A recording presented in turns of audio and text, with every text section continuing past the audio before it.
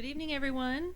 Welcome. And at this time, I would like to call to order this Town Council regular session for December 3rd, 2025. And as always, we will begin with the Pledge of Allegiance. Councilor Eagleson, if you could lead us, please. Pledge allegiance to the flag of the United States of America and to the republic for which it stands, one nation, under God, indivisible, with liberty and justice for all. Thank you, Councilor. Okay, next item is roll call. All councilors are present and accounted for, as is our town manager. Welcome back. And next item is public forum. Is there anyone from the public who wishes to speak this evening?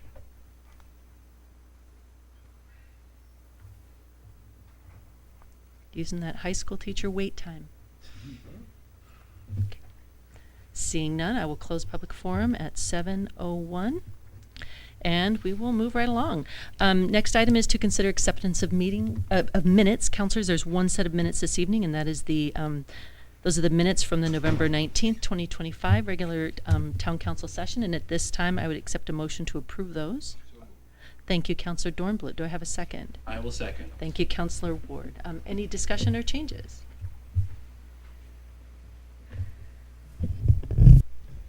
Do I have your mic? I'm so sorry. Seeing none, if you could call the roll. Councilor Blaisberg. Aye. Councilor Martinez. Aye. Councilor Dornblut. Aye. Councilor Eagleson. Aye. Councilor Blackstone. Aye. Councilor Ward. Aye. Councilor Conley. Aye. Motion passes 7-0. Okay.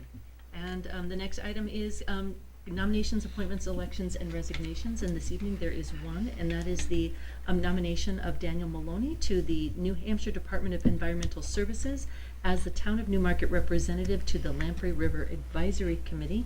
And at this time, I would accept a motion to approve that nomination. I will make the motion. Thank you, Councilor Second. Ward. Thank you for the second, Councilor Dornblut. Any discussion on Daniel Maloney's application?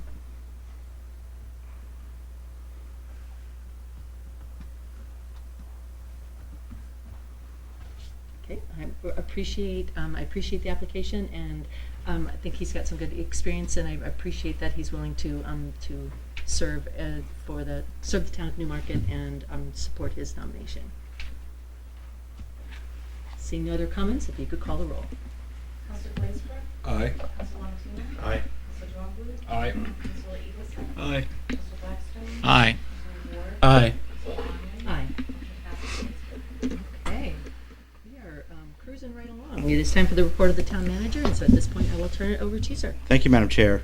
Not in my written report. I am happy to say that this morning we took ownership of 11 Creighton Street, and the keys are now in our possession. So that's a big feather in our cap to work on the riverfront. It went very well. I want to thank the Cheney companies and the rec department and the planning department and water and environmental services department for all their work and come up with creative methods and how to secure the land in the middle of the year. But it's a great asset that we're going to be able to have more waterfront for the town. My report is short due to the NHMA conference as well as the Thanksgiving Day holiday, and the Charter Commission will be here in a little bit to give a presentation. But I did want to bring up the wording of town warrants and explanations on the ballot. And I know there was some discussion at the last meeting, which I was not at, but I just want to clarify something that under New Hampshire law, the warrant and ballot are intended to be spare legal documents. Most wording is prescribed by law or the Department of Revenue Administration. They must contain the actual questions to be voted on, along with any required recommendations and vote tallies from the council and budget committee, and any required tax impact statements per RSA 32.5. DRA gives us a book of wording for most articles, and if you deviate from that any which way, they'll flag it and they send it back to us that we have to put the wording back the way it is, because they're trying to have it that the articles are, while they may not be informative, they're trying to have them be neutral. Trust me, I get frustrated as much as anybody. You want to explain to people who are in the voting booth what they're voting on. because of that, we need to be cautious, as I said, for the broader narrative explanations or advocacy style language in the articles, and anything could expose us to legal challenges. I've actually had that experience in other communities I've worked in. Because of that, my recommendation is that we keep the official warrant as clean and neutral as possible, as I said. And what we can do, though, is try to come up with a voter's guide with warrant narrative that explains each article in plain language with background, financial impacts, and context. We have been doing that somewhat, and we try to email it out in our newsletter right before the elections. But we'll just try to continue to do that and have it flag it more for more information. It is frustrating, but I just want to make sure that we understand that when we give you the wording to the articles, that's pretty much, we've already got it blessed by DRA. So not to fool with it that much. Councilor Ward. Yeah. Well, no, I just remembered there was some study where they asked people hypotheticals and said, if they said if 50% chance of succeeding, people were more willing to do something. If you said 50% chance of failing, they were less likely to do it, even though the odds were the same. So I kind of understand what they mean by the neutral language, where even inadvertently, if we say 50, and it's running my mouth. I wish we could put more explanation there, but I do understand the need to be neutral in the voting booth. So, and how little it can take to sway somebody. Councilor Blackstone. Yeah, so as you know, we were talking about Moody Point, right? And so we went to the voters with a 25% thing, and the voters said no. And so now we're going back to the voters and saying it's only 15% cheaper, right? And so you could imagine that the voters wonder what the heck's going on, right? And so one of the things that Mr. Gregg pointed out is that project helps the town meet its nitrogen content, right? It helps us meet federally mandated goals, right? Couldn't we at least put that in the warrant article? In the Especially, description? This is a borrowing article that bond counsel is even more strict, and no, I would not recommend it. Because bond counsel can deny, even if the voters approve it, bond counsel has the ability to say, you know what, this is not neutral. We don't recommend passage of this at this time. Okay. Just a point of clarity. So wording on the actual ballot, and I'm assuming we can't put something like a little document in the ballot box. Are we allowed to put out documents before the election? Like say, here's information on everything and Yes. why we're doing it? Yep. It's just that on election day, when you come in and you're given the ballot, you can't also give them a sheet that says Correct. this is why. That's Wait a correct. minute. I have personally passed out flyers to people as they're going in. But you to vote. did as an individual. Yeah. No, Not as a town. I was a town councilor. I was manning the election, and I was given some packet. I know for a fact I did it. There was some misunderstanding about the ballot, and we had to hand out these cards that told them something about the ballot. It was I an don't official remember. document. Do you remember which election that was? It was in the high school gym. I remember that. So it probably wasn't a town one. That was probably a state one.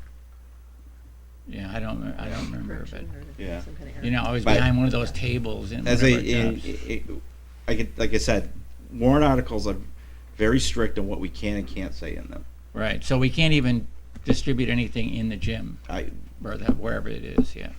We can't, correct. But Councilor we Casella. can send it out as part of a plain language voter guide. as an That's actual some communities explanation. do that. Yes. Okay.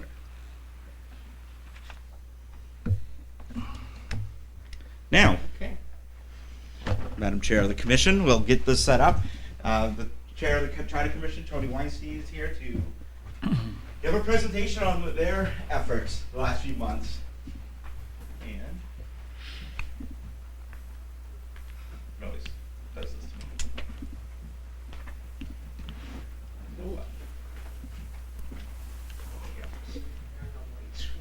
It is. That's your tax dollar at work right there.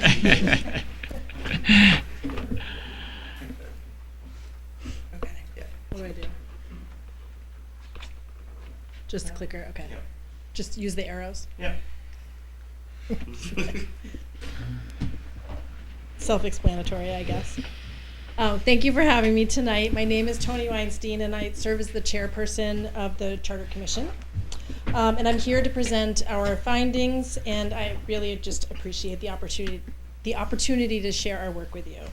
I want to start by thanking my fellow commissioners and highlighting the experience of the commission members. Every person has served the community, not just on this charter commission, but we have people who have served on the town council, the budget committee, school board, conservation commission, planning board, CIP, and a town moderator. We also had 4 people who served on the prior charter commission in 2014, and 1 person who served on the charter commission before that. So there is a huge amount of knowledge and history of town government gathered in our small group. We had lengthy and often spirited discussions about the role of town government, citizen participation, and communication. And occasionally we even talked about the charter itself. Among the issues we examined were the role of the budget committee, the relationship between the town manager and the council, and how the CIP could best address the long-term needs of the community. We didn't always agree, but we learned from each other, and I believe that we have a better final product because of our deliberations stemming from different viewpoints. Okay. So voters approved the establishment of a charter commission in March, and then a special election was held in May. The 9 elected members, some are here this evening, are John Bentley, Scott Blackstone, Chris Hawkins, Phil Nazaro, Patrick Reynolds, Russ Simon, Dan Smith, Al Zink, and myself. The commission met twice a month from June through October. We met with key stakeholders, including the town manager, the school superintendent, the director of planning and economic development, representatives from the planning board, conservation commission, arts, culture, and tourism committee, and lastly, we met with Steve Buckley from the New Hampshire Municipal Association. We worked hard to get citizen input. It was important for us to hear what people had to say and to gauge people's understanding and interaction with local government. So to that end, we kicked off our proceedings with a public hearing, and then we held a second public hearing before we finalized our report. Additionally, every meeting we held was open to the public and included an opportunity for public comment. We conducted 2 surveys, one for the public at large and one for people who had served on committees or boards previously, to better understand Newmarket residents' current level of engagement and their understanding of how our government operates. We manned a booth at the Backyard Bash to help foster awareness of our committee and to encourage participation. We looked at other forms of government, and we referenced other town charters, including Bow, Salem, and Durham, among many others. We looked through the charter line by line. And lastly, thanks to support from Wendy in the town manager's office, there was also a page on the town website with all of our information, meeting minutes, and supporting documents.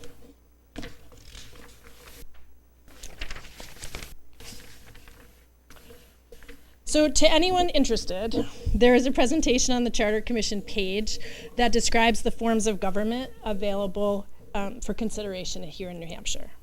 It's similar to presentations that I'm sure you've all received from the town manager, so I'm not going to go over those tonight. But after careful review and thorough discussion, the commission decided to make no change in Newmarket's form of government. We determined that the current form of town government, a town council, town manager structure, serves the town's residents well. It's important to note that the commission has no jurisdiction. I'm sure you all know that, but we have no jurisdiction over the Newmarket School District, which is a separate municipal entity. That said, some of the changes proposed will have some impact on the school district. So the changes that we are proposing fall roughly into these 4 buckets, and I'm going to talk more about each one as we go forward. I'm going to give some examples and point out some of the more substantial proposed changes, but know that this isn't an exhaustive list. My plan tonight is just to provide an overview. A red line version of the charter was posted on the town website, and you can reference that for more information. And a little disclaimer, if I misspeak, which I sometimes do, and I'm talking about the changes that we made to the charter, they are proposed changes. No changes are made until we go to the voters, and the voters can decide whether or not the changes will happen. But I just can't get over saying that sometimes, so I apologize in advance. So cooperation between constituent bodies was something that came up a lot. Coordinated planning and financial forecasting among the town's constituent bodies, including the town council, school board, capital improvement committee, planning board, and budget committee, is in the best interests of the town, period. That was a conclusion that we came to. The commission proposed changes to encourage collaborative goal setting, along with mechanisms for reporting progress toward those goals. Some examples of this are in section 11 of the charter, where it was already written that the town council shall meet with chairs of all standing committees annually. That's a part that's currently in the charter. We increased that to biannually, and we beefed up the language a bit.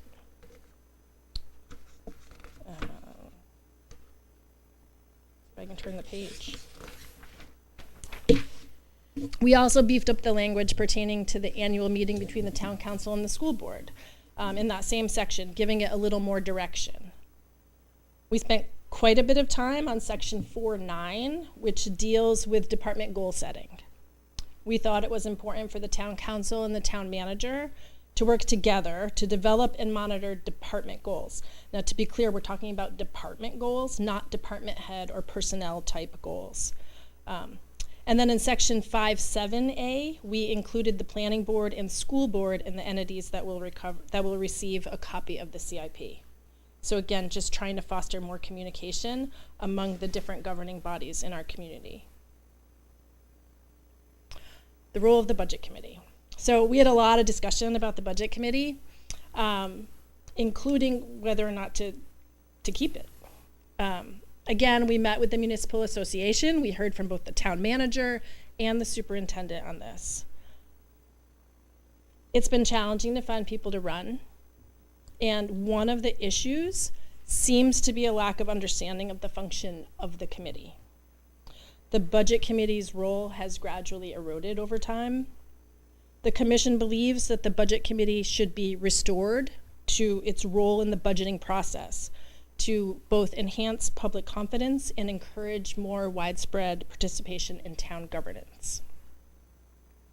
We're proposing decreasing the number of members from 11 to 9. So that would be 7 elected members of the budget committee, to try to help alleviate the difficulty in finding people to run. And then we also added a statement reiterating that it is the budget committee's role to present the budget at the deliberative session. Again, over time, one of the things that we noticed was that the budget committee stopped sitting at the head table, and they weren't a part of the process in the same way that it used to be.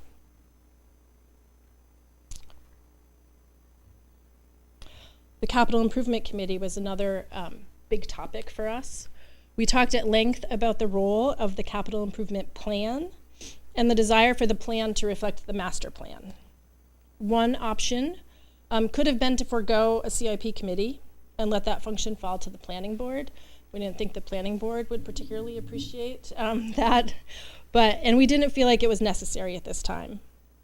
But we did add language, including the planning board and the school board, in the committees who will receive the CIP plan. We also added language to include reasoning for the scope of the projects in the CIP, and most importantly, how the proposed improvements facilitate the achievement of the master plan. Again, that idea that those two documents need to be linked. Lastly, we ensured the budget committee, planning board, CIP, and school board all receive annual status reports on the implementation of the CIP.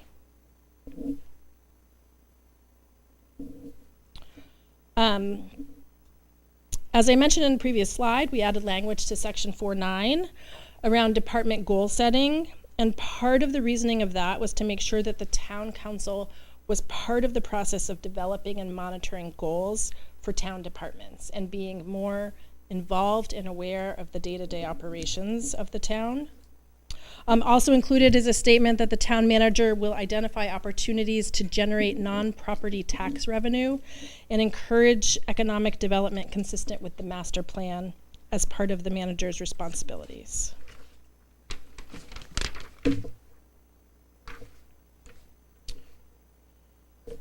And then this next section, the education and community engagement, these aren't necessarily changes that we're proposing, but through our work, there were themes that arose.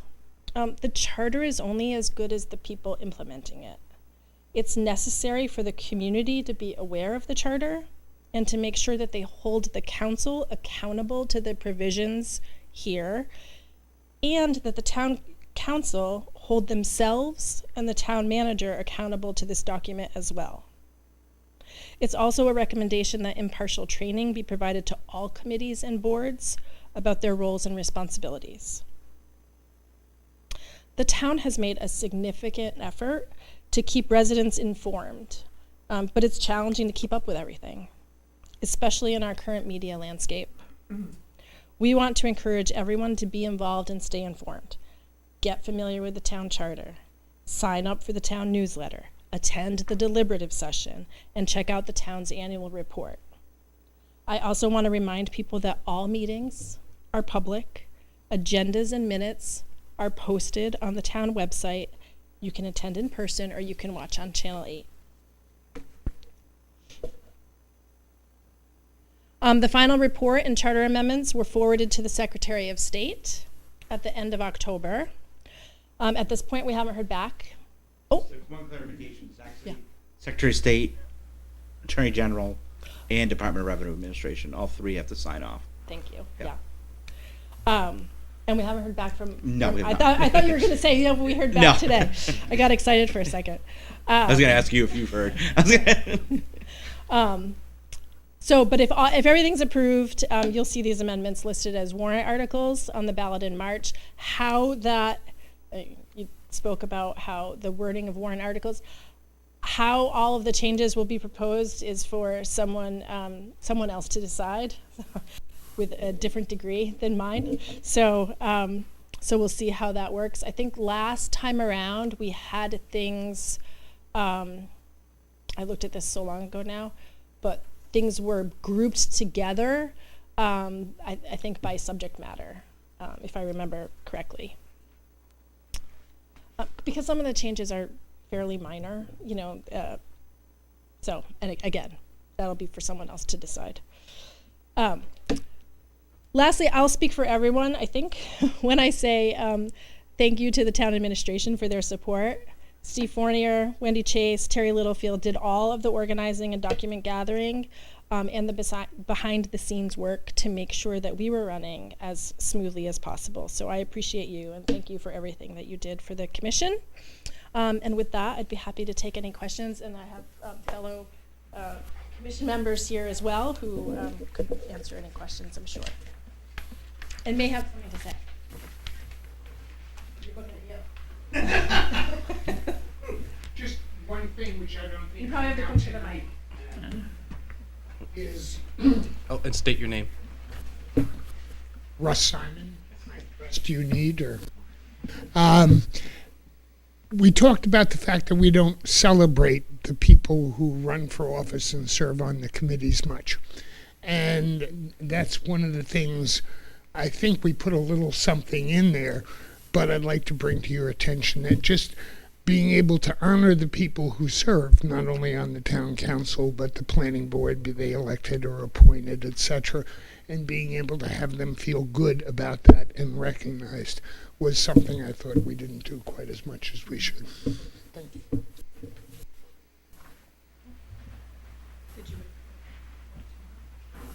Any questions? Any questions? Councilor Dornblit, and then we'll go to Councilor Martina. Thank you, Madam Chair. I have a question. You mentioned that there was conversation about whether or not to keep the budget committee. Could you describe briefly what was the conversation like, and what was the argument for possibly removing it, the winning side for keeping it? Well, I think, as I said, the budget committee, and anybody, if anyone wants to add anything too, but the budget committee serves a vital function, or can serve a vital function in a community. And one of the things that we found is that the budget committee currently, again, I think the role of the budget committee was eroded, right? I think that's the best way to describe it. And we felt with supports in place that the budget committee could be serve as that watchdog, which is really what it's supposed to be. We're on the cusp of the size of a community that maybe could forego a budget committee, but with the conversations that we were having, we didn't feel like we were quite there. So the budget committee can serve a really important function of making sure that the town is being fiscally responsible. It's just kind of that simple. So, is that? I think, Please. so I think a few other things that came up. One were in the news at the time this summer, were like late summer, were communities that were running into some like pretty well publicized challenges, and I know it's the school side, but still, and a lot of it came down to like lack of watchdog over budget, which I think influenced a lot of the dialogue that we had as a commission. I also think that I don't know why I said think. We talked to chairs of multiple committees, some that were robust across this community and some that were less robust. And it was the committees that felt like they were doing something that seemed to be healthy and robust and easily turning people away because they have too many people, right? Whereas the committees that felt like weren't doing anything, almost rubber stamping, like we're finding it hard, the CIP, budget committee, we're finding challenges trying to get members on those committees. I think we had a very enlightening conversation with, and I forget his name, from the Municipal Association, Steve Buckley, around like what the RSAs say about the budget committee, and such as budget to present at deliberative session. I think just not really changing the charter, but reaffirming that, it became very clear to us not just the important role, but how we could maybe engender membership and participation from the community, reminding people of what its role is. I also think that one of the considerations is if, let's say, 5 years from now, or less, or more, at any time, the town council has the power to look at and decide whether or not to propose a charter amendment. It doesn't have to be. You don't have to go through this process if that's the goal of the town council to change the budget committee or remove the budget committee. So that's something that you could always do. So it didn't have to. It felt like we can see if this works, and then kind of go from there as a community. Yeah, please. You asked what the alternative would be if we didn't have a budget committee. I think that's a hard one to answer. However, we almost don't have one now. A good example, I think, is the other night there was a presentation by the superintendent and the new finance guy whose name I can't remember his name. He's brand new. There was nobody in the audience. The budget committee, how many members does it have? 11? I think there were 5 there. And they did one of the best presentations I've ever heard, Todd and this new fellow. So I can't answer your question directly, but having served on the budget committee myself for 5 terms or so, just feel like you weren't getting anything done. A lot of work, a lot of time, but you weren't getting anything done. So hopefully this will put some powder in the cannon. I hope so. So the commission doesn't dissolve now, is that true? If we see typos and whatever that need to be corrected in the redlined version, If there's errors, or just, we fix those. you just fix them? Yeah. Okay, okay. But we are done. I mean, the bulk of our work is done, and I don't know that if there was a change, I don't know that we could resubmit that. To, You're past, I believe you passed your deadlines. yeah, our deadline Well, was yeah, the I was surprised 31st. that you already sent it off to the state. I thought the council looked at it first and said. No, yeah, they're we're good they're to go. completely independent. Yeah. I mean, to the point where Wendy asked me today, "Have I seen the report?" And I go, "I don't touch that report. No. I That goes know, from I've asked the you commission questions to the clerk to the Right. state, because we need to stay. It's the council and the manager and all department heads stay out of it. They're independently elected." Yeah, when it was sent, Terry Littlefield sent it. It didn't come from the town manager's office. Yeah. I just want to double down on that. Like that. I know that warrants all come through here, having been on the council. But these warrants, like I know Tony had talked about exactly the wording and whether we lump some together. Like the council does not do anything to those warrants. They are proposed by the commission to the voters. But as the chair of the commission said, in the future, if you want to amend the charter, the council has the ability to put forth amendments. This was a which, if you, and I know a lot of them were here when I was 10 years ago, when I was starting here, that every so often it's not a bad thing to look at the charter, because communities grow and mature and do different things. And at one point, I know there was discussion the last time to add an automatic every 10 years, but didn't go. This was their 11th year since the last one, I think. So it's not a bad thing to just check to see where you are. Yeah, I will add to that because when Steve Buckley came from the Municipal Association, he just assumed that we were there to change our form of government, and we said, it's one of the things we were looking at, but that wasn't our goal necessarily, and that kind of surprised him. And he said, well, you don't really need to have a charter commission unless you're changing your form of government. But I will say, having served on the one in 2014 and then again this time around, it is incredibly valuable to have a review, even if you're not going to make any changes, just to look at how things are working, if they're working, what even minor tweaks might need to happen, and just to have that conversation, again, among people with a lot of experience in this community. So I thought it was incredible. I'm really feel lucky to have been a part of it twice. I would absolutely, I don't know that I would do it again, but I would absolutely suggest, that the town, in 10 years or, more or less, if needed, have another charter commission for sure. I don't feel like it was a waste of time in any way.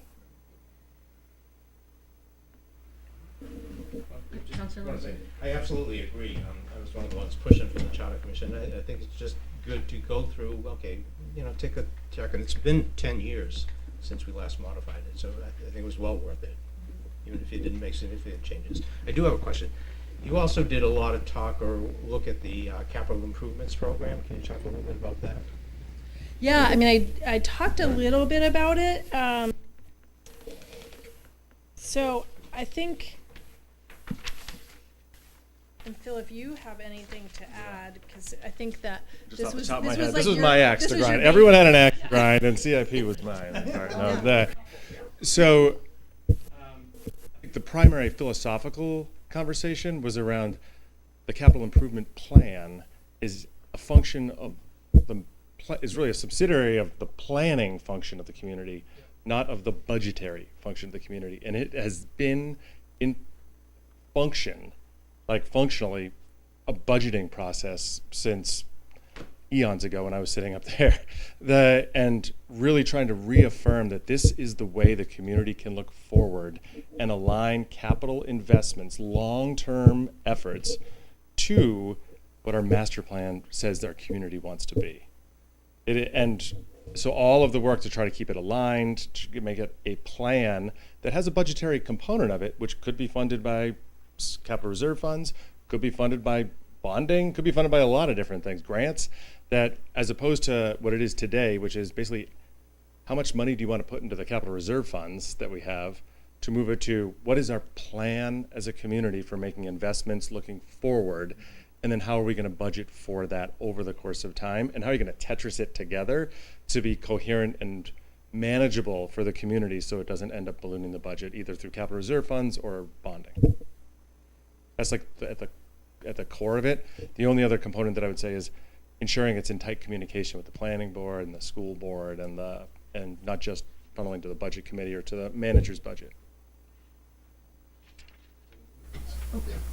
Go ahead, Councilman. So I agree. What do we have to do different, or what should be the next steps? Do we need to, as a council, I mean, take a look at the community needs to approve the new charter, new. And the other part is it's the separation of, we look as Mr. Nazaro said, that it's not a capital budget, it's a capital plan. Right. The capital budget comes from department heads to me, to you, to the budget committee, to the voters annually. But we always look at this, we tend to look at the CIP as the capital budget. And that's actually why we also have the big argument every year when I have to cut it way back because we have to balance the two. We need to just follow the rules and the procedures that some communities do have out there, that the CIP is a long-term plan to look at impact fees, the master plan and zoning.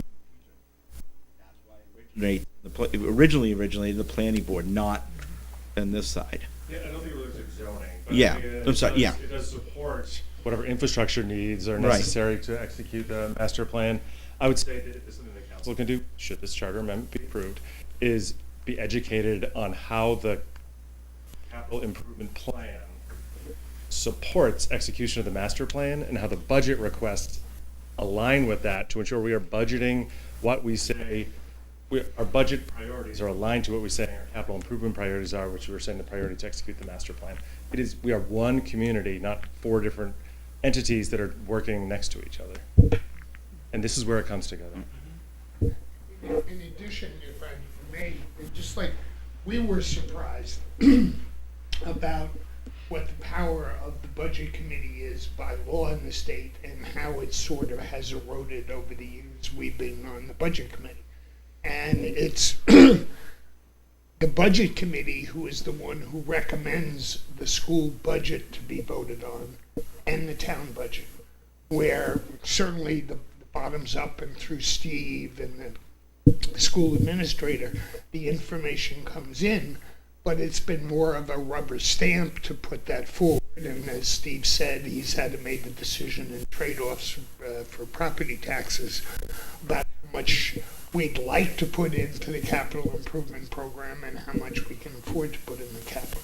But the biggest change is that it's the budget committee who makes the recommendation. If it chooses to disagree with the town council or the town manager's budget or the school administrator's budget, it has the right to, and the budget that's presented to vote upon is the budget committee's budget for the school and the budget committee's budget for the town. It may be exactly what you ask for.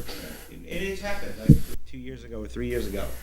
The budget committee gave us more money than we requested. And we said we didn't want it, but they said, no, we believe that you needed this, and put more money in the budget. So when you think about the process, you vote on what the budget presented is, which is the budgets committee final decision on what's presented. And if you choose to vote no against it, then it goes through some complex thing that ends up costing more. Still, we all shake at concept. How could the default budget be more? But the budget committee has that responsibility for the town, and that's why we're hoping if that's more clearly understood, that it may end up attracting more people to engage in what the underlying pieces are. Thank you for listening. Thank you. Other questions for the Charter Commission? I have a comment. if I could. Phil opened the door on pet project. Thank you. One thing we talked a lot was economic development. And we added to the town manager's responsibilities seeking sources of economic development other than taxes. And I think I hope that's one that you folks think about. That's why we put it in there. Normally, I think we're getting to the point now where we maybe need to start thinking about an economic development resource as something for us, I think. Bart is certainly in a situation where that could nicely follow. But I hope people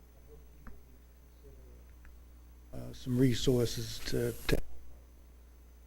thank you.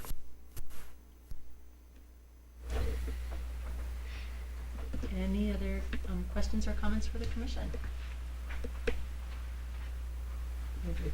Just clarity of the next step. So now this goes on to the March election, and the people. If the Department of Revenue Administration, the Attorney General's office, and Secretary of State's office sign off on the amendments, they'll come back to the commission, who will meet with legal counsel to determine how they're going to word the questions, and then it'll go right on the ballot.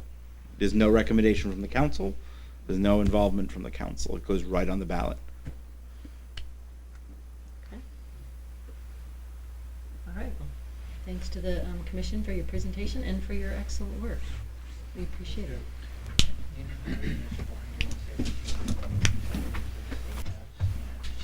Yep. Go. I gotta switch the screen back over. Do you have Strata, I think. Can I get the Microsoft Word version? I think I have it. I have it. Oh, like of the slides? No, of the actual document. Oh. I have it. Yeah. The 38-page document that you need magnifying glasses for. No, it's just that I suspect that in the Word version, some of the stuff that I'm seeing was. It wasn't a Word version. There was. There is one. Yeah, I had a different version in my email that was a little easier to see the changes. We sent the new one. Yeah. Excellent. The one in here is not very helpful for the guy. Would it be possible to get a printed copy of that? Sure. Thank you. Put them in your mailboxes. Oh, thank you. I get to use my mailbox. Your mailboxes. Outstanding. Chase, look, I've got a mailbox. I showed you on day one. It's near the copier. I found something in mine once. Mouse. It's pretty exciting. We're all digital now. That's the thing. All right. We are going to move on to committee reports. Are there any committee reports this evening? Speaking of committees. Councilor? Just that the budget committee met on the 1st and saw a presentation by the school on their budget. They're looking at a 4.35% increase in the school budget, or 1,200,000. I'm bad with numbers. It's 4.35. I'm certain on. I'm not going to say any more numbers. So. Okay. Any questions for Councilor Ward? Other committee reports? Just a Councilor Lamatine? very quick. Energy Environment met. We're going to be coming to the town council and the manager with a change to our electric aggregation plan, just a minor update that will allow us to opt out of any customer refreshes if we so desire.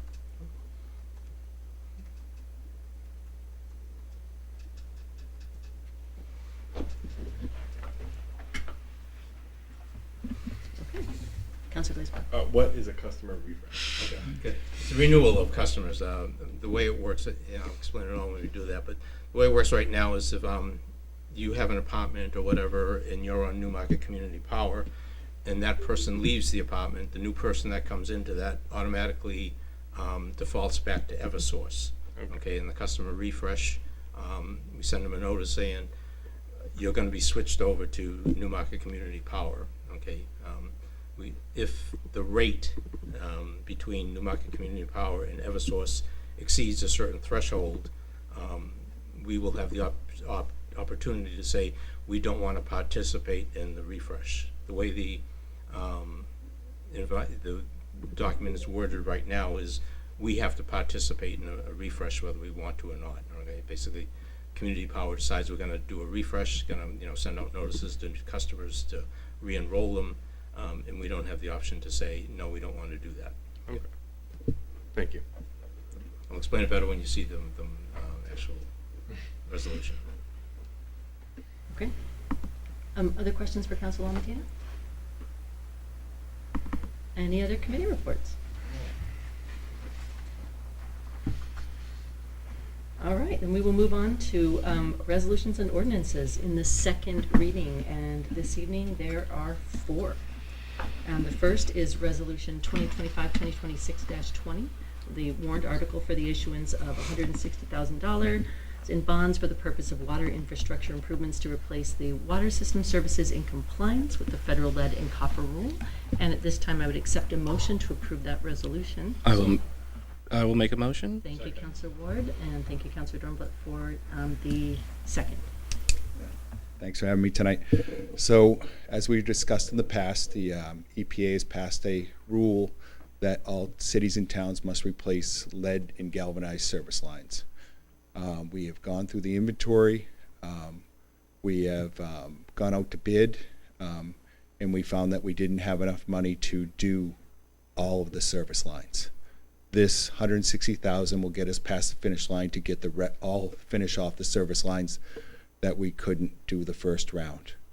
The reason we want to also get out and get this done as soon as possible is because we receive up to 70% grant on this money. So if we spend $100,000 out of this money, we only have to spend 30 back. If we spend all of it, then we have to pay 48 back thousand. So it's so our maximum exposure on this money is $48,000.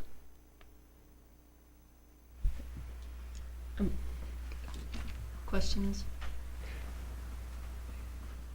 Okay. Any discussion or comments on the resolution? No. Seeing none, if you could call the roll. Councilor Blaisdell? Aye. Councilor Lamattina? Aye. Councilor Dunphy? Aye. Councilor Easton? Aye. Councilor Blackstone? Aye. Councilor Ward? Aye. Councilor Conley? Aye. Motion passes 7-0. All right, the next resolution in the second reading is Resolution 2025-2026-23, and that is the warrant article to issue $100,000 in bonds for the Schanda Park Stormwater Planning Project. And at this time, I would accept a motion to approve that resolution. I will make the motion. Thank you, Councilor Ward. Do I have a second? Second. Thank you, Councilor Dornblatt.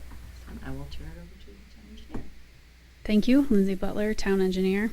So this warrant article is to request approval for the authority to borrow the $100,000 for the stormwater planning project, and this is it's similar to some of the projects we've done in the past, would be a planning project, whereas Clean Water SRF State Revolving Fund loan with up to 100% principal forgiveness for this, and this money we're seeking the authority to borrow now, with the intention that we would submit our pre-application and application to the loan program so that we could get the project underway quickly and be able to get a site survey conducted and establish some baseline understanding of what we have for waterfront property now that we have closed on the 11 Creighton Street property. We've expanded that area, so this is a good time to get that baseline data information for survey, geotechnical explorations, and some preliminary hydrologic and hydraulic evaluation of Moonlight Brook Channel and the culverts, so that we can identify projects that the town wants to move forward with, advancing some of the ideas that have come out of the master plan process and the charrette. Questions for the town engineer?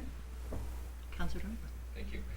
Could you explain to me the difference between hydrologic and hydraulic assessment, and what do I have to understand there? I mean, how water behaves, where water is, but Yeah. what's the difference? To attempt that in simple terms, to be concise. Hydrology is the study of how water moves across the landscape, and hydraulics is more about the flow through pipes and conduits and channels. So when you're looking at culverts and storm drains, you evaluate flows coming from the landscape into the system with the hydraulics. Mhm. Great. Other questions for the town engineer?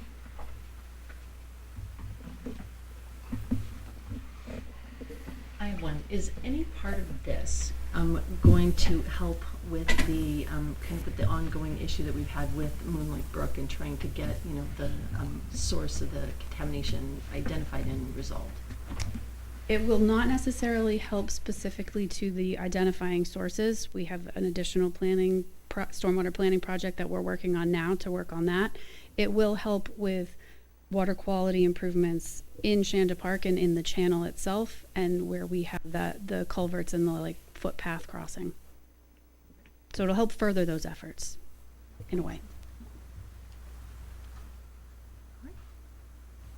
Seeing no other questions, is there any discussion or comments from councilors on this resolution?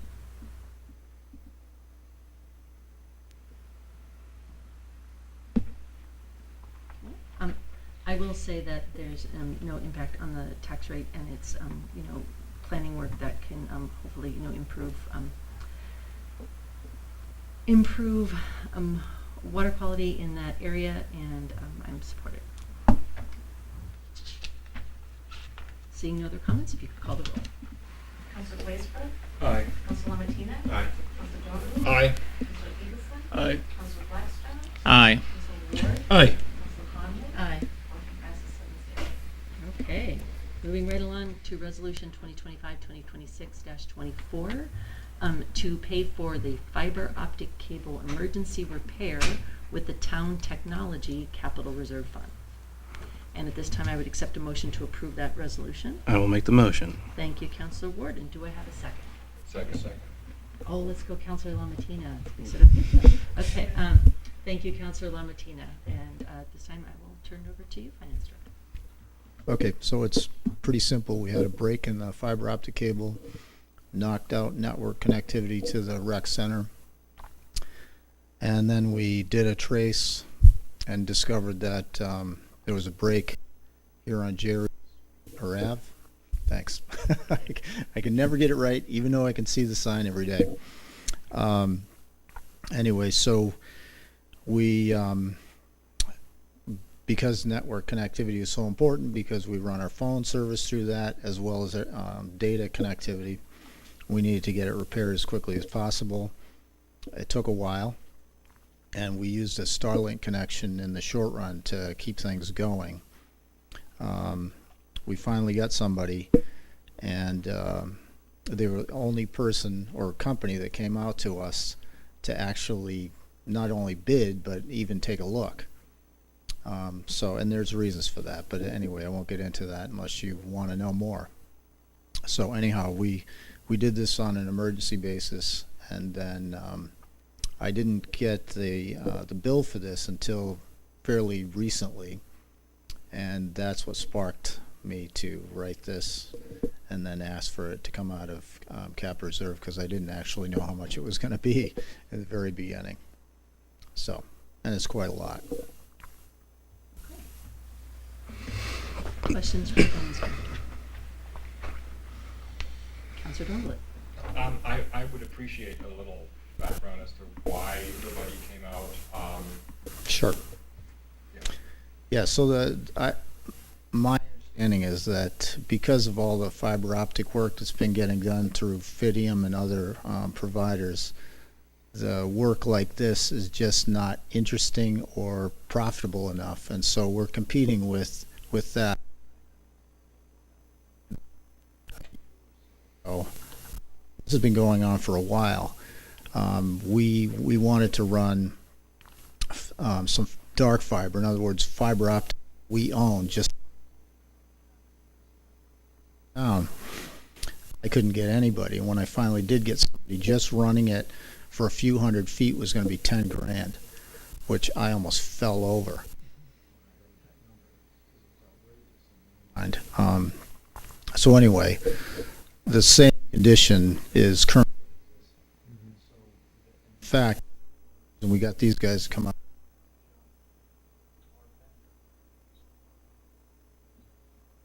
Managed services for IT. Work in another community.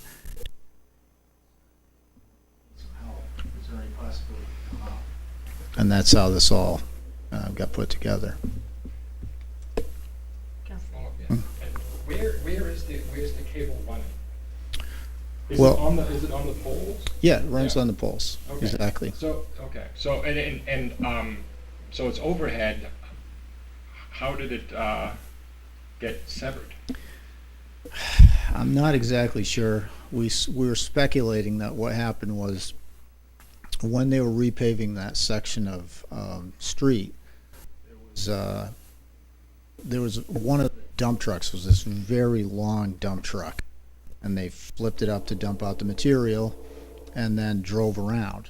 And when they did, we're speculating. I don't know for sure that they snagged the cable. And the evidence was that it had been snagged for sure because it broke it off the hanger, and then it was just kind of hanging. But it was like, you know, when you pull something, and then it never goes back into its normal, you know, place.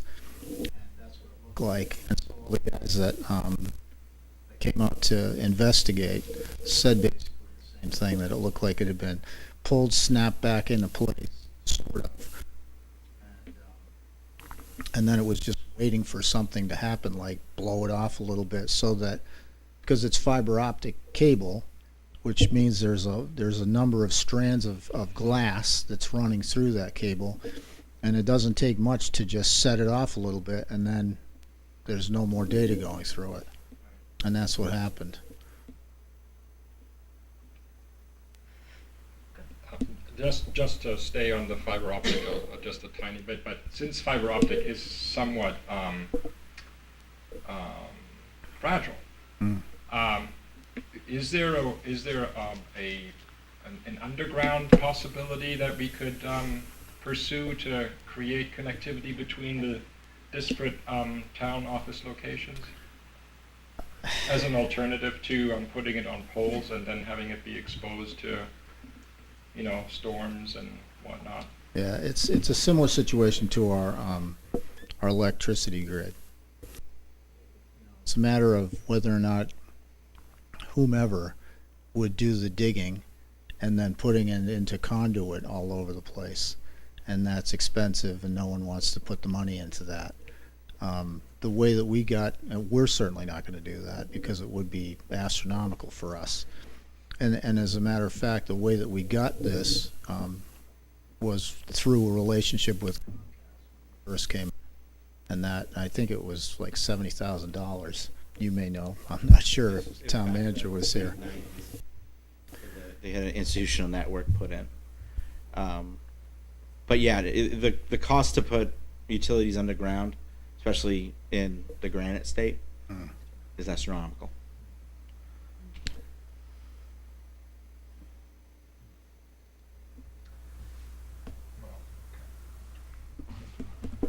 Other questions? Any other comments or discussion on this resolution? Okay, seeing none, if you call the roll. Counselor Clayton? Aye. Counselor Martina? Aye. Counselor Dornbush? Aye. Counselor Eagleson? Aye. Counselor Blackstone? Aye. Counselor Ward? Aye. Counselor Conley? Aye. Motion passes 7-0. All right, and the fourth resolution in the second reading this evening is Resolution 2025-2026-25. That is the MRI Fire and EMS Operational Assessment, and at this time I would accept a motion to approve that resolution. I will make the motion. Thank you, Councilor Ward. Do I have a second? I will second. Thank you, Councilor LaMattina. Thank you, Madam Chair. As the council is aware, the council last year in the operating budget requested that we study the fire and EMS services of the town, basically to determine are we following best practices? Where are we going to be in 10 years? Are we making sure we have enough equipment? Just some organizational studies. We sent out a request for proposal, received 5 back. Prices ranged from $57,000 down to $23,500. And we're recommending that we go with the lowest bid, which was Municipal Resources Inc. Not just because of the lowest bid, but they've already done our organizational study for the community-wide a number of years ago. They did the community development department a few years ago, and they already have the background information to continue on with the fire study. And we've had a long relationship with Municipal Resources, and they know our organization well.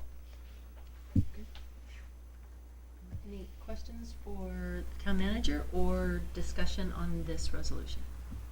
Councilor Dorn?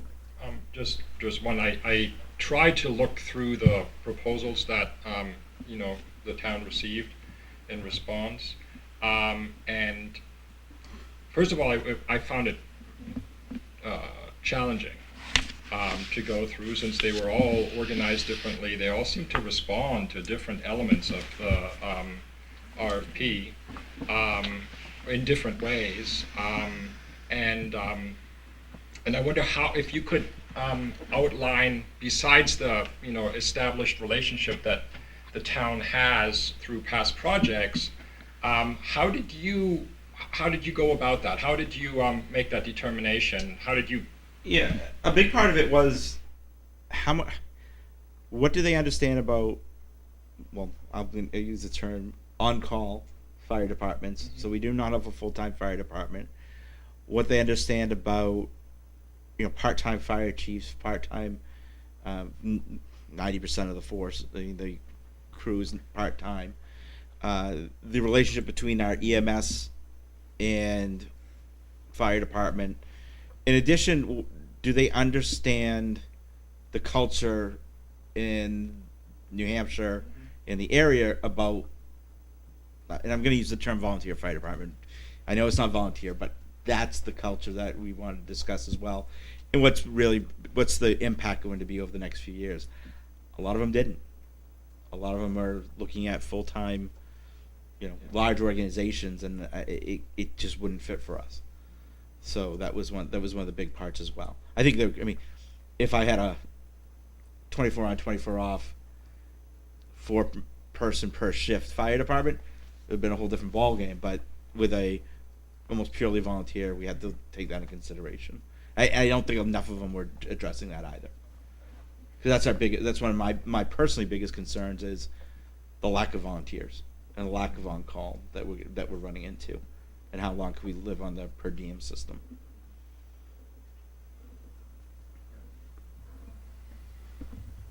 Other questions for the town manager or discussion on this resolution? Okay. Seeing none, if you could call the roll, please. Councilor Blaisberg? Aye. Councilor Martina? Aye. Councilor Dorn? Aye. Councilor Peterson? Aye. Councilor Blackstone? Aye. Councilor Ward? Aye. Councilor Conley? Aye. Motion passes 7-0. Okay. Item number 11 is listed on the agenda as resolutions and ordinances in the third reading. Mhm. These consist of two resolutions that have been tabled. So Were they made a motion and a second to table? Okay. Yep. Then they weren't on a third reading. You need a motion and a second to take them off the table. Exactly. If they're on a just- third reading, Yeah, then you didn't have to exactly. do that. I just wanted to Yep. just make sure you were aware. Yep. Okay.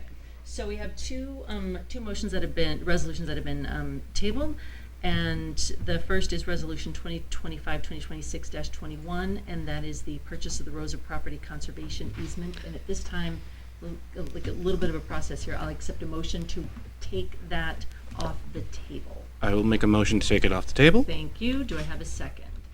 Second. Thank you, Councilor Dornblit. Is there any discussion as to whether to take this off the table? Seeing none, if you could call the roll. Councilor Blaisberg? Aye. Councilor Martina? Aye. Councilor Dornblit? Aye. Councilor Edelson? Aye. Councilor Blackstone? Aye. Councilor Ward? Aye. Councilor Conley?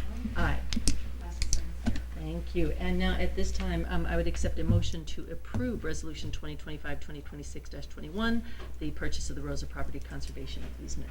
So moved. Thank you, Councilor Dornblit. And do I have a second? I will second. Thank you, Councilor Ward. Turn over to you.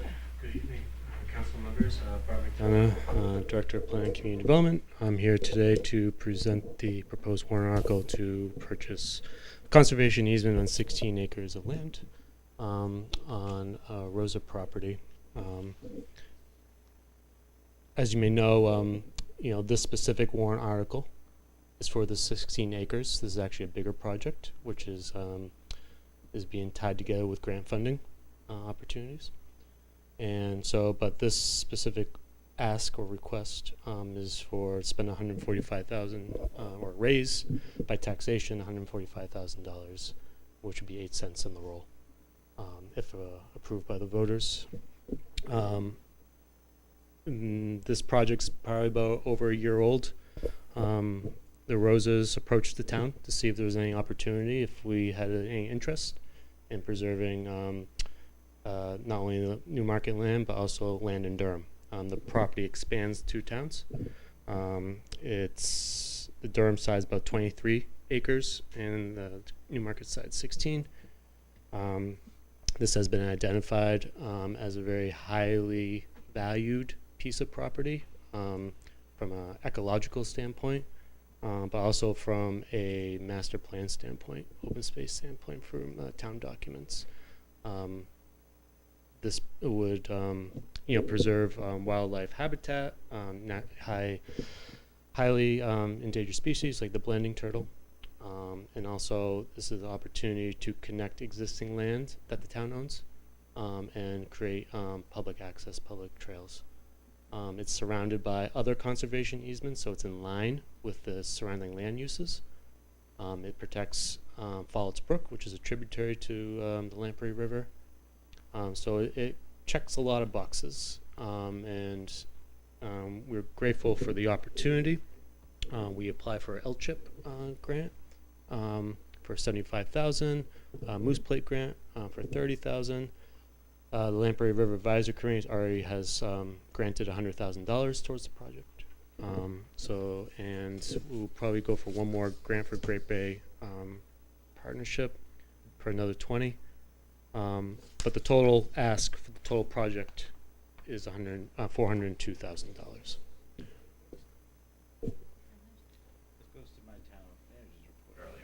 So what you're doing is you're really appropriating $402,000.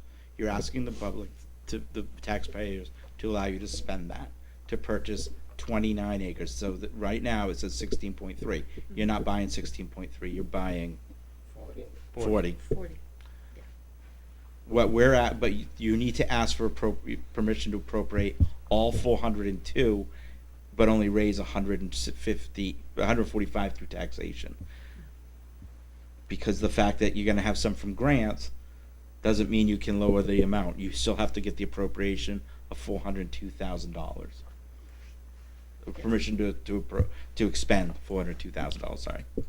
I think, and maybe you can answer this question, or you. Mm-hmm. I think that the representative from the Conservation Commission had made a request at the last meeting not to change the amount of the warrant article, but to clarify that it was a 40-acre purchase rather than a 16.3 acre purchase. And I think that was the only. You can do that. That doesn't need an amendment. Okay. Great. So what's the process for doing that? Is that just a Scrivener's? Yeah, we can do that. Okay. But we understand that the original draft that we received said 16.3. Okay. So that's why it came into you guys as 16.3. The original draft of the warrant article, the original draft. When I received it from the department, it came in at 16.3, not 40. Okay. Awesome. So, Bart, why did it come in at 16.3? Like, what's the difference? Like, how did we get the? Like, what's the difference between the two numbers? Just so I understand. 16.3 is for the Newmarket land easement, at the time, that money, the 145,000 out of the 402 being raised, was going directly towards that 16 acres, and then the rest was being raised by grants. But as town manager said, you can't separate the two. So I will mea culpa on that one. Can you explain it a little bit more. So because it's one project and it's one purchase, is that why? Mm-hmm. And it's not two separate items, Correct. and it can't be two separate Correct. processes? No. Because it's one parcel It's of one land? it's one parcel, one project. Okay, because it's one large parcel that They would have to extends over subdivide two it, towns. yeah. Yeah, okay. Counselor Eagleson, and then we'll come to you, Counselor Ward, and Counselor Glazebrook. How will ownership of the property work since part of it's in Durham? We own property in Durham. We already do. Yeah. We have Wells heads and, yeah. Most of them. Yeah, we Durham thinks they own most of us. No, just kidding. It matters who pays rent to whom. Yeah. I'm just curious about that too. Thank you. Counselor Ward. Oh, I was just going to say that the Conservation Commission has been working on this for a while. They're really excited about this, so I just wanted to add that the Conservation Commission's like fully behind this. Counselor Glazebrook. Yeah, so we're buying this land. The land will be the town of Newmarket's land. It will not be Rosa's, their family land with an easement for us. Is that Yep, I'll correct? explain that. So the easement portion is the town has an easement. It'll be a non-public easement. This is more of a preservation easement. And then the Durham side will be public access. So the town will still own that. That will own the rights, basically we call it the fee. So the land in general, we own it. We can do whatever we want with reason, with LCHIP restrictions. And then the 16 in Newmarket, the Rosas Own the fee, but we Okay. have an easement over it. And then, for tax purposes, are they paying? They're paying a fraction of the cost for those It's in current 16 use. acres, right? Yeah. Probably current use now, so it's. It'd be basically they get it'll be lower taxes and undevelopable. Okay. Yeah. All right. Thank you. Other questions? Counselor, or Um, comments? Counselor Drummer. Is Fallsbrook at that point does the Newmarket portion of the land extend down to Fallsbrook? And since there's not public access, and all public access on the Durham side, is there a Fallsbrook crossing that is possible there, so that public access from the Newmarket side is possible? Yeah. So on the south side of Fallsbrook, which would be the Newmarket side, there's enough land to still be in Durham, but it eventually goes into Newmarket. So you got the Quacks preservation. There's actually Newmarket land as well, and then Piscasig River Loisel conservation easement. So there will be access to it on the south bank.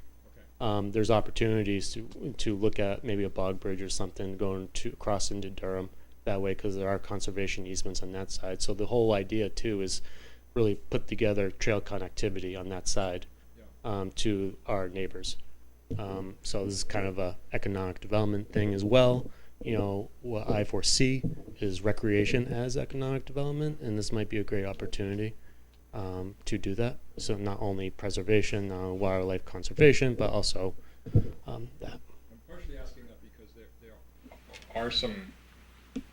Fallsbrook is a really vulnerable wetland. It's not always running water, and there are sometimes crossings there, vehicular crossings, that shouldn't take place because they disturb the wetland quite significantly. And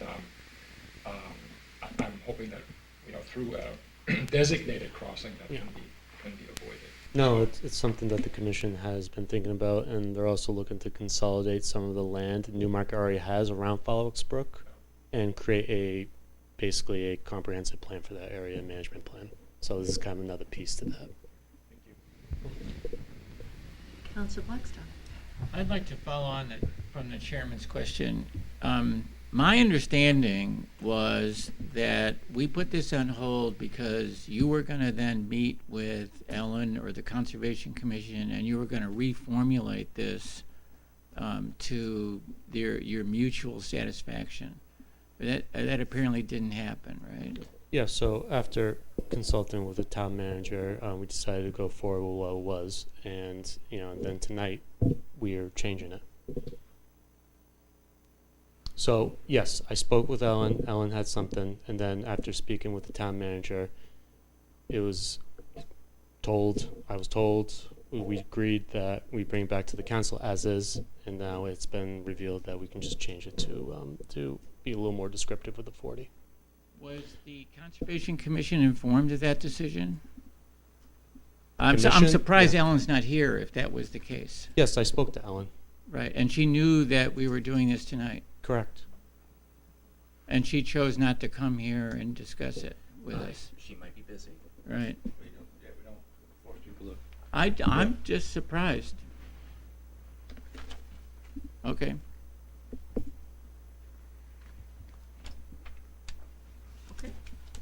Any other? Councilor Jordan? So just to finalize my conversation on this, I'm quite in favor of this proposal. I think it's a great opportunity. Falls Brook is a beautiful asset to the town of Newmarket and to the town of Durham. And this opportunity to conserve such an extensive tract linking to other existing conservation tracts is one that we should not pass up. And I hope that the wording of the warrant article is clear enough to most people that it passes, that the voters pass this, because it's a wonderful opportunity, and I fully support it. Other comments or discussion? Well, I guess Councilor Lomatina. I'd like to propose an amendment, make a motion to amend the wording of this to include, after tax map 50 R5-81, wording that says, and 23.7 acres that reside in Durham, some to that effect. For a total of 40, maybe. For a total of 40 acres. So, okay, there is a motion on the table to amend the resolution. Do I have a second? I'll second it. Okay.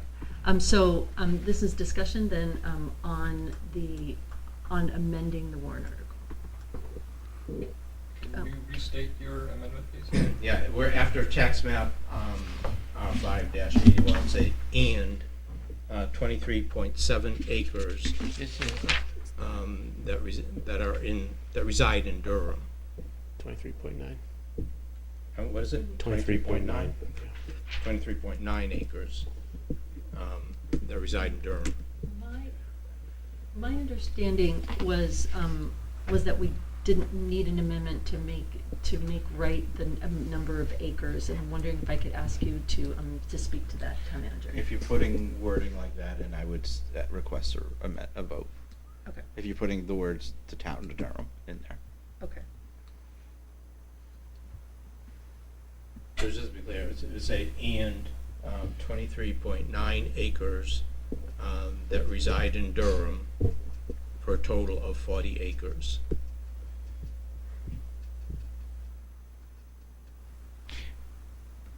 I think. Can we wordsmith it? Sure. But I mean, Absolutely. I know what you want. You want to have the statement that 23 acres are in the town of Durham. Preferably just to say somehow it totals up to 40. Okay. I Well, think that was I did say that you could do that. Yeah. So we That could you're just purchasing change 40 acres. 16.3 to 40. Okay, change to 16.3 to 40. I said that we could. Oh, Yeah, okay. without an amendment. That would be. Yes, Somebody I'd like needs to change- withdraw their motion, their second. If that's coming off the table, Well, we can. I will take vote my it down. motion off. you the can do table. that. Okay. Okay, and I would like to make a new motion to change the. No, the no, number. no, no, need- don't. You don't need to. You don't need one. You don't need a Okay. motion to just make this is an error. We can. Yeah, Why yeah. are you making it so difficult? No.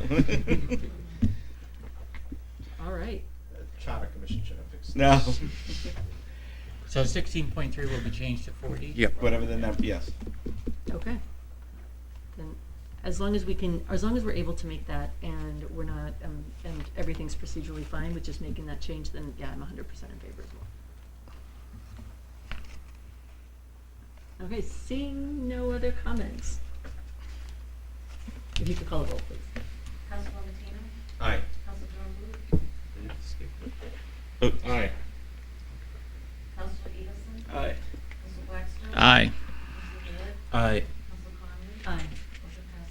You missed Council- one. You missed Wait, Glassberg. Casper. Oh, my God. She thought the baby was already here and you were gone. And Counselor Glassberg wasn't even the one causing all the problems. Aye. Motion passes 7-0. Thank you very much. Okay, there's one other resolution on the table at this time, and that is Resolution 2025-2026-22.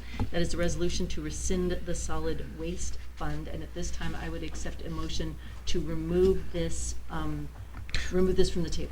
I will make the motion to take it off the table. Thank you, and do I have a second? I'll second. Thank you, Counselor Eagleson. Any discussion about whether to remove this from the table? Seeing none, if you could call the roll, please. Council Iceberg? Aye. Council Martina? Aye. Council Jones? Aye. Council Eagleson? Aye. Council Blackstone? Aye.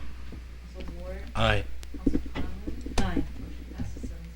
Thank you. And so at this time, I would accept a motion to approve this resolution. I will make that motion. Thank you, Counselor Ward, and do I have a second? I'll second. Thank you, Counselor Eagleson. Okay, and I believe it was tabled only because neither the town manager nor the finance director were here to speak to it, so at this time, we'll turn this over to you. Thank you, Madam Chair. As I mentioned in my report in the first meeting in November, that we have before you this evening is an article to rescind the solid waste revolving fund. It's revolving, correct? Special revenue fund. It was established in the late 90s when we implemented the pay-as-you-throw system, and at such point in time it was believed that the revenues from bag fees and recycling would cover the cost of collections and disposal of solid waste and recycling.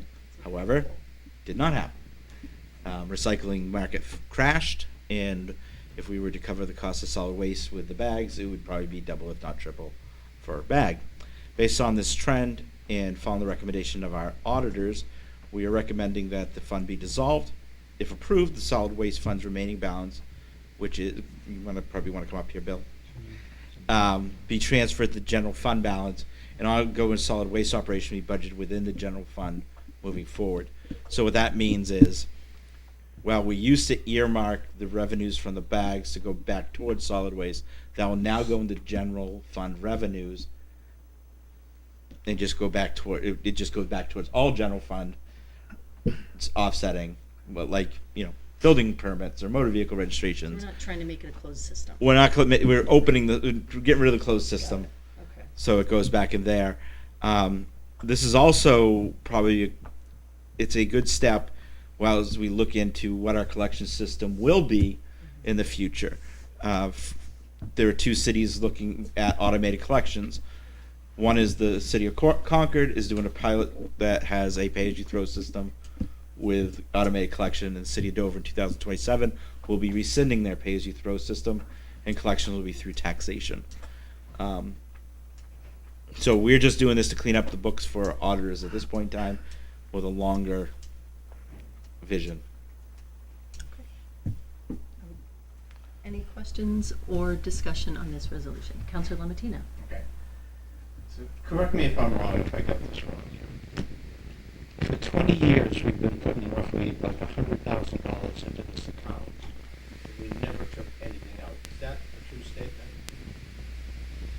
We have $2.4 million in this account now, is that right? Correct. So over 20 years, we've accumulated $2.4 million and they're roughly $100,000 a year. And evidently, we never took anything out of there. Is that right? Yeah, because you can't take anything out of it. The town council would have had to come to the town council and say, we want to take some money out, and we never Correct. did that. And we just kept funding the solid waste and collections through the general fund, right? Right, and the way it was written, you would have had to have used it specifically for solid waste purposes. You would have come to the somebody would have come to the town council and said, okay, we want to use this to, I don't know, do something or whatever. You couldn't use it to offset what had been We paid. could You give any use it to offset. increases, we could. But if you have a finite amount of revenue and you use that to budget, then you could have 1 year a deficit, and then the next year you have the yeah. So you don't want to have that. You want to try to keep it flat. The other thing was, and I want to say, when I got here about 2012, I believe we had it was a mixed system. I remember the finance director Angel at the time had to fix it with the auditors. I think that's when it was determined that the money that we were not taking the money to put it towards the solid waste fund balance, which we were supposed to be doing. That's what bumped it up. So this is going to be almost like clean what we did in '99 and 2012-13 as well, and start everything over. Can I follow up? Sure, and then we'll go over to council. Okay, so, all right, so if we approve this, the money goes over into our general fund. Yeah. And that actually helps us with our reserves. Mhm. That's your Capital statement? fund balance. And fund balance, or Yep. whatever. So there's a benefit in actually doing this. Yes. Okay, that's, okay. Councilor Jones? Since the money, has at this point is restricted,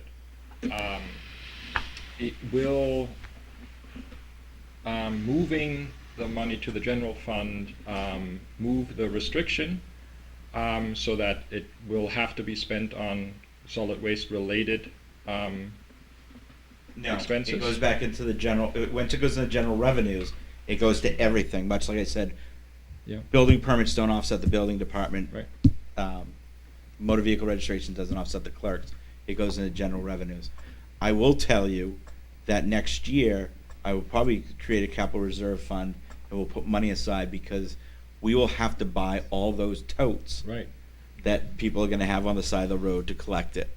And instead of having one big thing at the end, I'd recommend that we start putting money aside. But I can't do that until we get rid of the fund. So we have to wait one more year to do that. So when we move it into the general fund, can we retain will it have its own line item that, the amount of money that we? It'll just show us it will just no, it'll just go into the fund balance, undesignated fund balance, unreserved, undesignated fund balance. Then you could create a Capital reserve. Fund for what is now Fund 07. Which I just said I want to do next year to start paying for the totes when we. Right. But basically, when we want to borrow money, we need to have some reserves, so the bank will give us a good rate. I understand that. My concern is that, that we, that the money not disappear in the big pool of water. Well, if I can answer that one real Yeah. quick. If we were to be doing what we're supposed to be doing, that fund would already be gone. Because because we're supposed to be, they're supposed to be paying on their own, and we're using taxpayers' dollars to offset it. So that fund would already be gone. So we're almost repaying ourselves for that reason. I get it. Yeah. Since we are going to switch to a different collection yeah. system at some point, I just want to make sure that, beyond the people that are making the decision now, we retain this understanding that that this money is only available because it was collected the way we have accumulated the funds in the solid waste special reserve fund, so that we it doesn't come as a surprise that we need a capital reserve and where's this money going to come from, and I'm just concerned that that we're creating a barrier to creating that capital reserve fund unnecessarily. Why can't we move it directly out of one into another, for example? It doesn't exist yet. Well, what prevents us from creating the capital reserve fund prior to dissolving this? I just want to step backwards for a second. Yeah. You're concerned about taking this money out of this fund 07, which frankly has been drained. Oh, I'm sorry. The solid They don't waste know fund. numbers, yes. The solid waste fund, and that solid waste fund has been essentially you're taking money every year from your general fund in order to fund that, and then you're restricting the use of those funds from anything else because of the way this thing was written. That is one of the reasons why the auditor as well as us are recommending that we do away with this. But then you have the ability as a council to do both things. You can use those funds and you can create a capital reserve. We have to wait till it's appropriated. Correct. So you can create the capital reserve any time of the year, but we don't have the money to put in there yet because the money's not back in the general fund.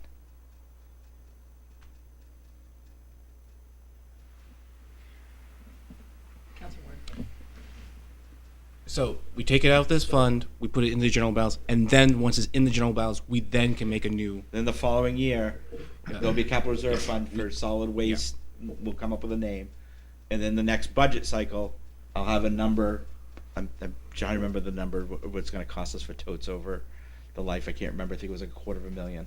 That we'll start withdrawing from there to pay it when we're ready to go. Okay. It just can't jump from one to one. It has to Exactly. take a pause here, and then it has to have a layover.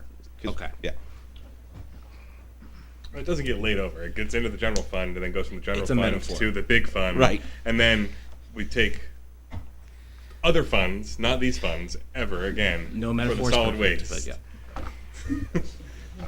What? I have an actual question. Why can't we just leave it and use it for this project when we know it's coming up within 3 years, and then whatever's left over, dissolve that fund? What is the benefit to doing it other than appeasing the adjuster or auditor? One, yes, you have to appease the auditor. When you get a letter that says there's something wrong, when we go to borrow money, that's a ding against us. So you want a clean management letter. Quickly, yeah. The scenario you just went through to explain how that process works of moving the money is a good start. The part for us that would be very beneficial is that we don't have a mechanism for just having more money in unreserved fund balance, and we need to have more money in unreserved fund balance. This gives us the benefit by dissolving this and having this money just sitting there doing nothing. It can do two things. One, it'll help increase the unreserved fund balance that we have, which we want to have for the exact reason he just described, and it gives you the money to do what you're wanting to do. And so, to me, this is one of those actual win-win situations. Councilor, let's make sure. Councilor Mattia. Right, this would go into the general fund, basically, it would increase our general reserves or whatever. Reserve fund balance. The fund balance. Gotcha. It increases our reserves, and does that also help us potentially with bond issues if we have any? Yes. So, there are benefits to doing this. Our own undesignated unreserved fund balance policy says we must keep between 5 and 15%. 17, thank you, of the appropriations for the town, the county, and the school that we have to collect for them. Right now, we're about 5.5. Right now, we're under 5% because of the DRA issue last from year that we last can't year discuss. that you may remember. So we're trying to make up lost ground essentially. So this is and this has been in the audit letter, management letter to all of the council for the last few years. This just is a good opportunity to take care of this while we can. Thank you. Other questions or comments or discussion on this resolution? Okay, seeing none, if you could call the roll. Councilor Blaisdell? Aye. Councilor Martina? Aye. Councilor Douglas? Aye. Councilor Eagleson? Aye. Councilor Blackstone? Aye. Councilor Ward? Aye. Councilor Conley? Aye. Motion passes 7-0. Okay. And we are now on to resolutions and ordinances in the first reading. Councilors, this evening there's only one, and that is Resolution 2025-2026-26, and that is authorizing a 3-year contract extension with Casella Waste Management. Whereas the town of Newmarket is responsible for the collection and disposal of municipal solid waste and recyclables, and whereas Casella Waste Management is the town's current contractor and has submitted a proposal for a new 3-year extension in accordance with the current contract for continued curbside collection, transportation, disposal of solid waste, and transportation and processing of recyclables, and whereas the town manager and Department of Public Works recommend entering into a new 3-year contract extension with Casella substantially in accordance with that proposal as the most cost effective. Now therefore be it resolved by the Newmarket Town Council that the Town Council approves a 3-year contract extension with Casella Waste Management for solid waste and recycling services per Casella's 2026 through 2029 proposal, and the town manager may negotiate final terms and execute related documents. Sponsored by Chair Conley by request. First reading December 3rd, 2025. And with that, we move on to new business. Is there any correspondence to the Town Council to be read into the record this evening? There's none. Okay, then we will move on. Are there any closing comments by town councilors? Councilor Blackstone. As you know, Steve, this council has been very interested in affordable housing for a long time, and so I was actually thrilled to read we will now have a surveyor get a lot line adjustment so we can put the house on Crichton on the market as soon as possible. Yep. I really appreciate that. I think that's terrific. That's going to definitely be for Newmarket a very affordable house, and hopefully it'll be somebody that has never owned a house before and is able to move into it. And I think that's great. Thank you. Any other closing comments by councilors? If I may, just remind everybody that this weekend, Main Street or the Christmas tree lighting is at 5 p.m. and Saturday, the Giving Tree lighting is at 5 p.m. Saturday evening. And the kids' free things. Yeah. Yeah. Big long listing on that. Yeah. That's great. The only thing I'd like to do is just to kind of reiterate my thanks for the work of the Charter Commission. I know that was a lot of work, a lot of meetings, a lot of conversations, and just really appreciate the care and reflectiveness with which each member of the Charter Commission undertook their duties, and just wanted to express my gratitude for the care they're taking to help guide the ship of Newmarket for the next decade. So thank you. Any other closing comments? Okay. Seeing none, our next meeting is December 17th, 2025, and if there are no objections, I will consider us adjourned. So do you want a house? Nope.